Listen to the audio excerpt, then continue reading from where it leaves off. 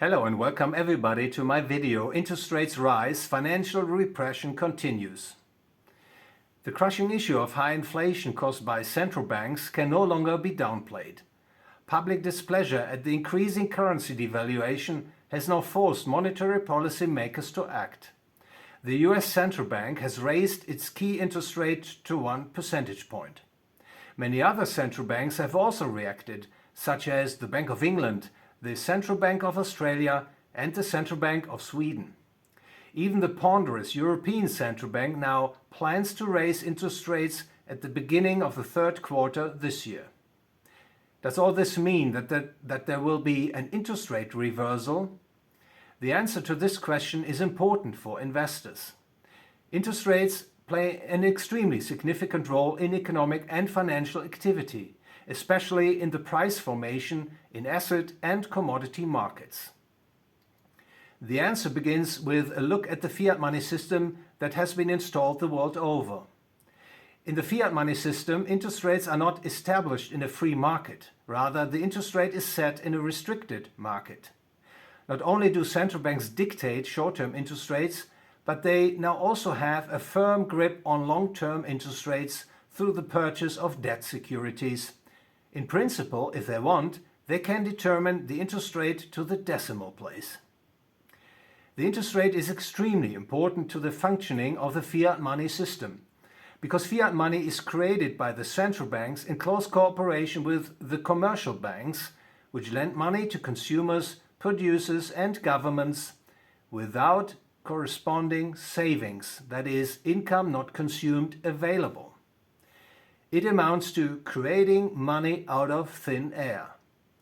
Such an artificial supply of credit lowers the market interest rate below the level it would have been had the artificial supply of credit not occurred. The artificial suppression of the interest rate initially causes an economic upswing, a boom.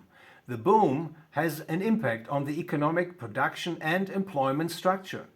Scarce resources are increasingly being invested in long-term, time-consuming projects and less in the production of consumer goods. The investment success and thus the continuation of the boom depend on interest rates remaining low or falling to even lower levels. As long as the boom continues, everything seems to be working fine and properly. Companies seem to be doing everything right, they are making profits. Borrowing is possible without major problems. Workers can hope for higher wages and more job opportunities. Tax revenues flow, stock market prices are climbing to new highs.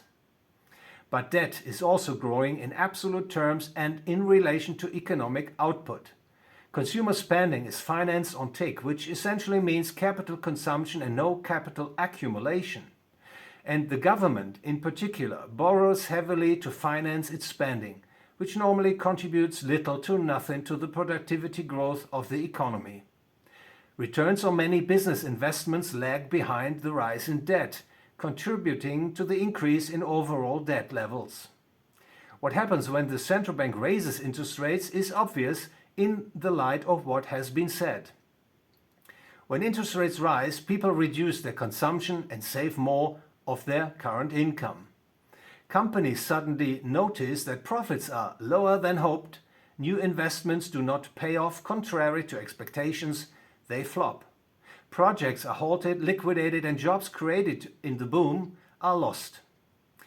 In other words, the boom turns into bust. This necessitates a reallocation and revaluation of the factors of production, tools, machines, labor, etc. It becomes clear that some of these factors have been wasted, that is, channeled into unfeasible production methods with extremely low residual utilization, leaving behind ruins. Workers are also affected. Human skills and abilities are no longer needed at previous levels, and workers have to reorient themselves and retrain or drop out of the labor market. Since all of this takes time, the economic rebalancing that such a bust entails does not usually come without a recession and mass unemployment. In a highly indebted economy, this is particularly painful. Anyone who loses their income through unemployment, for example, has problems paying off their debt service on their home. Companies are under equal pressure to meet their interest and principal payments. Banks are affected by payment delays and defaults. If risk provisions are not sufficient to cover losses, the bank's meager equity base will be depleted. Banks become cautious and reluctant to lend, and the flow of new credit and new money into the economy dwindles. This in turn puts pressure on asset prices. Stock and bond prices, as well as real estate and land prices, decline.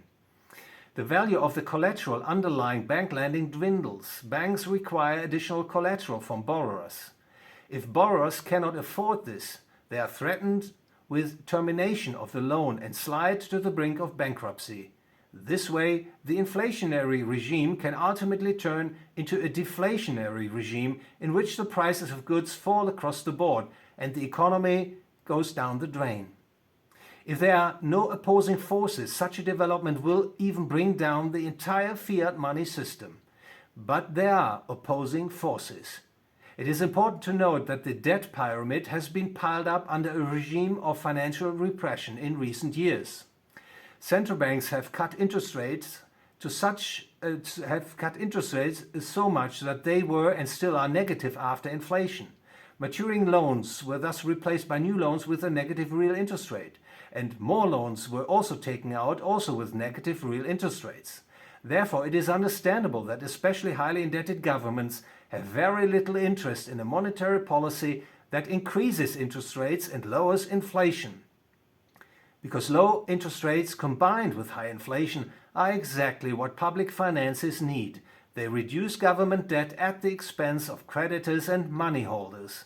An exit from such a repression would most likely trigger a major economic and financial, even political crisis, as the associated rise in real interest rates would cause a bust.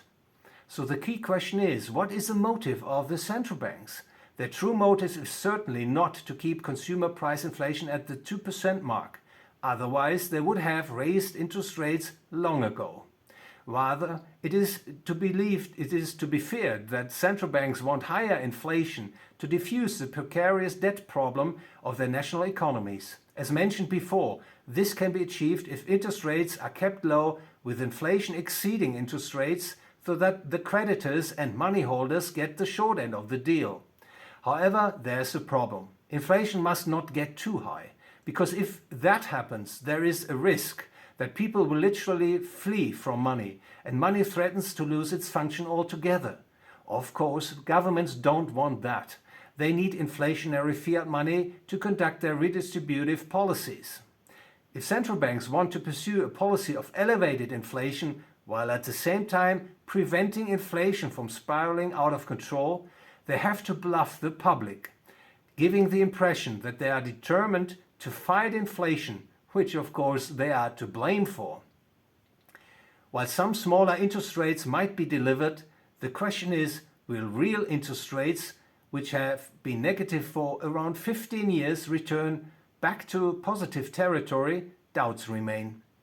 The elevated level of debt in the economies indicates that real interest rates can no longer return to normal levels. All the more so as there is a tacit consensus in the Western world that free market forces must not challenge the welfare state, financed with ever more debt and inflationary fiat money. This mindset also supports those who want to impose the Great Reset and Great Transformation agenda on their fellow people. The fiat money system is a particularly powerful instrument not only for the state but also for the special interest groups who seek to use the state for their purposes of manipulating economic and societal developments. They will not give it up lightly. The strong political incentive to keep the fiat money system afloat suggests that central banks on both sides of the Atlantic will only tighten interest rates slightly, but that they will not abandon their inflationary policies, and that if the economy slows down, they will respond with even more debt, more money, and even higher inflation. So even if interest rates rise, you as an investor should be aware that the financial repression continues. The purchasing power of official currencies will most likely continue to be heavily debased. It is a development that not only increasingly erodes the store of value function of the US dollar, euro and co., It also threatens their means of exchange function. Thank you very much for your attention. If you enjoyed the video, please like, share, follow my channel and ring the bell.